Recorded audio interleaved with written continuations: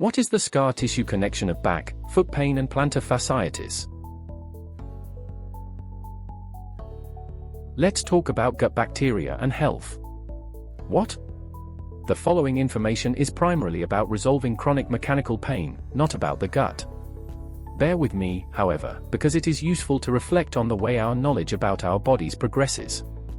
It seems like only a scientific moment ago we had virtually no awareness of the importance of the gut biome to our health. In fact, we have only been aware of the existence of microscopic life itself for a handful of generations, and aware of the importance of gut bacteria for a few short years. In a few years, we have watched our general awareness of gut bacteria's significance shift from virtually zero to common knowledge. It is now widely known and accepted that the health of the lifeforms in our gut do not only dictate whether we have a tummy upset but are implicated as playing a role in everything from Alzheimer's to eczema. The ultimate value of any development in our understanding of health is determined by whether we can actually use that information to become healthier and stronger. The dawning of our awareness of the ecosystem within our gut most definitely has value in this respect. It is still early days, but there are a rapidly growing number of us finding we are able to use this awareness to improve our health, mood, well-being and quality of life through what we choose to eat, and even more importantly what we don't eat. The basic realization we have had about the gut ecosystem may yet prove to form somewhat of a unifying theory, tying together many of the problems we suffer within our digestive and nervous systems. Somewhat astonishingly, we are learning that we rely on the gut bacteria to manufacture the neurotransmitters that are used in the brain, for example. It's a lot of understanding in a very short space of time, understanding that we can put to good use. So how does this relate to weakness, scar tissue, and chronic pain? Would it not be wonderful if there was some similar, to the gut bacteria discovery, unified understanding of what caused our pandemic of perpetual back pain, plantar fasciitis, osteoarthritis pain, knee pain, hip pain, bursitis, etc.? Some new model of understanding that we could put into action and have more of us get out of pain. It just so happens that I believe there is. I believe that there is a binary theory that holds together the majority of our aches and pains. In the same way that the food-bacteria combination dictates so much of our health, there are a pair of interconnected factors that drive much of our physical pain. They are muscle weakness and scar tissue. It's a combination of muscle weakness and microscopic scar tissue that drives a significant number of the stubborn aches and pains that we suffer with. The science is most definitely in on the weakness topic. An absence of strong, well-coordinated muscle contractions around joints in the body is known to be a major contributor in many chronic pain conditions. This is the truth we are referencing when we feel stubborn pain in our back and say to ourselves, I really need to work on my core. The confounding fact about weakness, however, that you often don't get the kind of results you might hope for when you instruct chronic pain sufferers to fix themselves with strength exercises. The fact that so many fail in this endeavor points clearly to the need for recognition and management of other factors. When the body's soft tissues are subjected to repetitive strain, they can over time lay down scar tissue as a means of reinforcing and protecting themselves.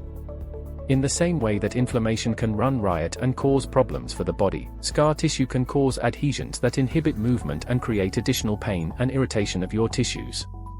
The most surprising thing about this learning for most of us is the fact that scar tissue can build incrementally. Most of us have been conditioned to believe that scar tissue is only laid down at times of major trauma. The truth is, however, that tracts of microscopic scar tissue can build up over time, and they are a major cause of pain.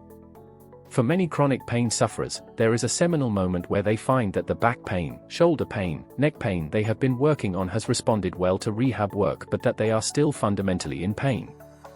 For these hard-working and motivated individuals who have truly had enough, there is a mixture of relief at having resolved a bunch of pain, mixed with frustration that the strength, gym, rehab work was not the whole job.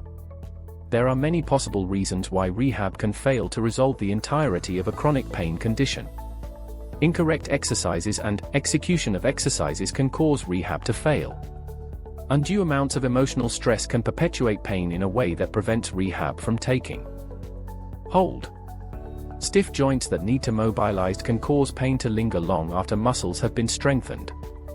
Muscles that are simply too stressed and irritated to respond to exercises can prevent rehab from working. I am however going on record here and saying that scar-like adhesions are the #1 reason why valid rehab protocols fail. What is the key to successful pain management? The key to great pain management is flexibility. Most stubborn pain is far too complex and layered for a rigid approach to its management. A stubborn pain complaint in your knee, ankle, hip, or back, for example, almost certainly involves the joint, the muscle, the ligament, the fascia, the tendon, and the central nervous system. Pain that has set up camp for years ultimately impacts all of the tissues in the area and even neighboring areas too. A whole box of tricks is often required to make meaningful and lasting change to chronic pain. In the instance of the scar tissue muscle weakness combo which underpins so many stubborn pains, a two-pronged attack is warranted. Firstly, a consistent and focused clinical attack on the scar tissue needs to be undertaken. Treating scar tissue like this basically involves heaps of weekly visits to a clinician who knows how to break it up using a combination of blunt scraping tools and deep joint stretching. Over time the scar tissue breaks up and remodels, usually leaving you in a lot less pain. Once this process is complete, or at least well underway, a careful and extremely specific strength routine must be developed to target the primary muscles that have weakened as part of the condition. Once there is a widespread understanding of these principles, as there now is with gut flora, we will have a breakthrough in the amount of chronic pain we suffer as a culture.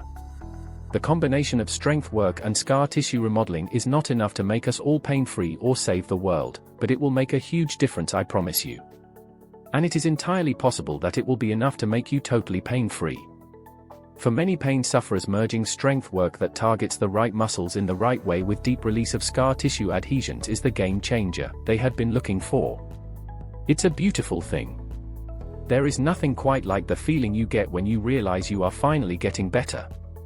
Give us a call now on 0438564446 to arrange a time to see us at City Chiropractic. We will help you with your pain problems.